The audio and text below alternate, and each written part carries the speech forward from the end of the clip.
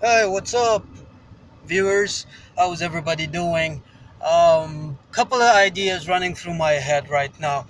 First and foremost, being currently we are all, of course, over here talking about Web 3.0 and how it's going to revolutionize everything, how we use the internet, and how it will affect both the economy as well as freedom of speech. Freedom of speech! Yes, that is what I wanted to talk about. It is very, very controversial right now. Is social media um, a medium for freedom of speech, or is it one of the tools in the many tools of the internet that limit freedom of speech? And I think it has enhanced our abilities to practice freedom of speech. I really sincerely believe that. And of course, Web 3.0 is going to be the next step of evolution, allowing more open conversations, um,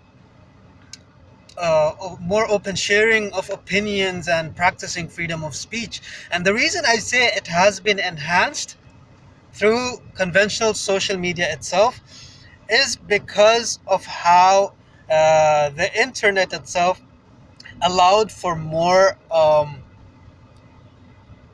reception to any sort of conversation. Does that make sense? It gave a platform to everyone, everybody, literally everybody had a platform to talk about what they want and find um, find other people who are like-minded. Now you can say, of course, there is censorship and this and that, yada yada. There, of course, will be censorship everywhere.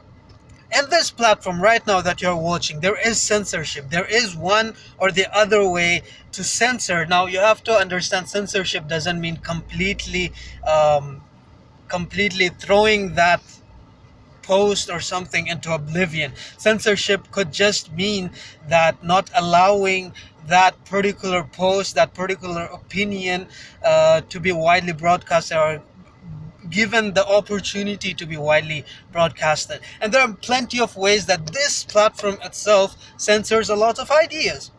And that probably is not the primary, let's say, goal, but it happens, right? It happens. So just like that, there is mass censorship, really radical censorship, and then there is just censorship that happens. And I think censorship is a very, very important part of sharing opinions, thoughts, and part of freedom of speech itself, because not only do some ideas need limitations, but the idea of having censorship gives us the right to validate and reject certain parts of freedom of speech. So you may have some ideas which will be out there and which will get a following, but through censor of speech, we finally can basically characterize them into being something that is widely accepted versus widely not accepted. Now comes the idea of censorship of speech, right? Freedom of speech. You cannot speak about some governments. You cannot speak about some ideologies. You cannot speak about certain beliefs and so on. That is something I think should not be censored. And that is something I think has failed to be censored in a lot of ways. The fact that we know certain ideas are being censored is standing proof that these ideas have got a platform for and have been outed by the practice of freedom of speech.